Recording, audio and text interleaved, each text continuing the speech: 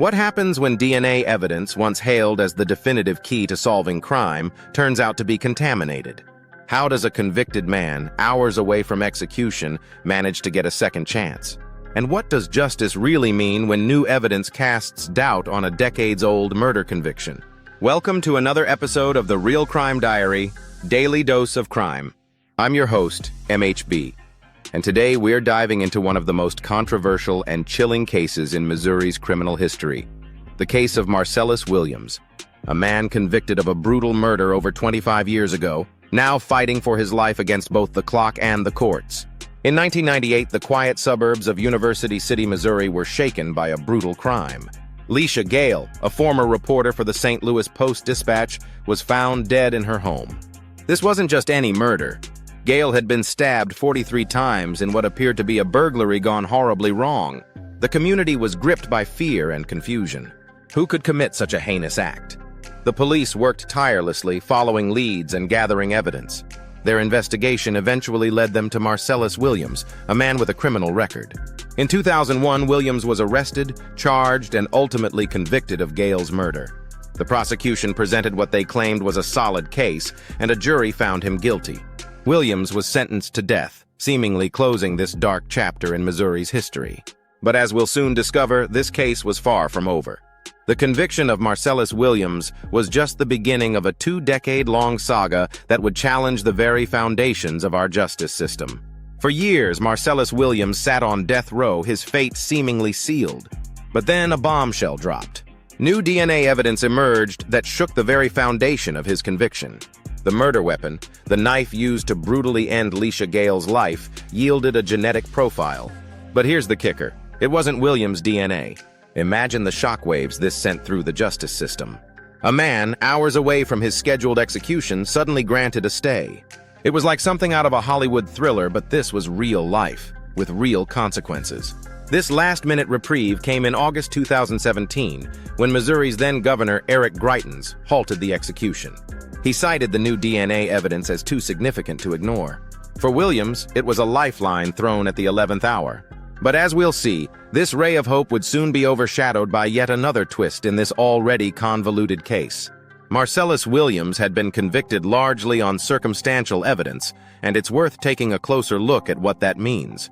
The prosecution's case hinged on two key pieces of testimony: a jailhouse informant and Williams' then-girlfriend. Now let's think about this for a moment. Jailhouse informants are notorious for their unreliability. These are individuals who often have everything to gain and nothing to lose by providing information, whether it's true or not. They might be looking for reduced sentences, better treatment, or simply a way to feel important. As for the girlfriend's testimony, we have to consider the complexities of personal relationships. Was she coerced? Was she hoping for leniency in her own legal troubles? Or did she genuinely believe Williams was guilty? The problem with circumstantial evidence is that it requires us to make assumptions and draw conclusions that may not always be accurate. It's like trying to solve a puzzle with missing pieces. We might think we see the whole picture, but we could be terribly wrong.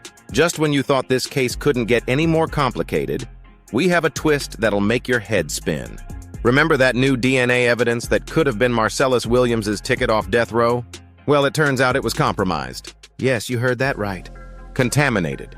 Here's the kicker. Members of the prosecutor's office handled the murder weapon, the knife, without gloves back in 2001. Can you believe it? The very evidence that could have cleared Williams' name was tainted by human error. It's like watching a lifeline slip through your fingers. This contamination throws a massive wrench into the works. Not only does it cast doubt on the reliability of the new DNA evidence, but it also raises serious questions about the handling of evidence in high-stakes cases like this.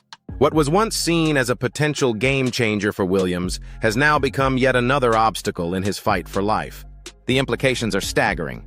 Without clean DNA evidence, Williams is back to square one, facing execution with the clock ticking away. It's a stark reminder of how fragile the threads of justice can be, and how a simple mistake can have life or death consequences. Now let's fast forward to the present day. The legal roller coaster for Marcellus Williams continues, and the twists and turns are enough to make your head spin. Just when it seemed like there might be a glimmer of hope, the Missouri Supreme Court threw a wrench in the works. They recently blocked a deal that could have seen Williams sentenced to life without parole instead of execution. Can you imagine the emotional whiplash? One moment you're thinking you might escape death row, and the next, you're right back where you started. So where does this leave Williams? Once again, he's staring down the barrel of execution, scheduled for September 24th. That's right. In less than a week, Williams could be put to death for a crime that many believe he didn't commit. The clock is ticking, and unless something changes dramatically, Williams will face lethal injection. It's a stark reminder of how quickly the tides can turn in our justice system, and how life-altering these court decisions can be. Now, let's take a closer look at what the prosecution is calling overwhelming evidence against Marcellus Williams. They point to a stolen laptop found in Williams's possession, a jacket with concealed bloodstains, and those jailhouse confessions we mentioned earlier. On the surface, it sounds damning, doesn't it? But here's where things get murky. Yes, Williams had the laptop and sold it days after the murder. But does possession of stolen goods automatically make someone a killer? As for the jacket, forensic analysis was inconclusive. And those jailhouse confessions? Well, we've already touched on how unreliable they can be. The prosecution is painting a picture of guilt.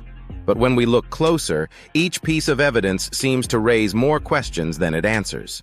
Is this truly overwhelming proof, or just a carefully constructed narrative? In a surprising twist, Lisha Gayle's own family has stepped forward, pleading for mercy in this case. They've asked Governor Mike Parson to spare Marcellus Williams's life, stating that closure doesn't come from another death. It's a poignant reminder that even in the face of tragedy, some choose compassion over vengeance. But here's where it gets complicated. Governor Parson has a track record that doesn't bode well for Williams. In his tenure, Parson has overseen 11 executions and has never once granted clemency. Not once.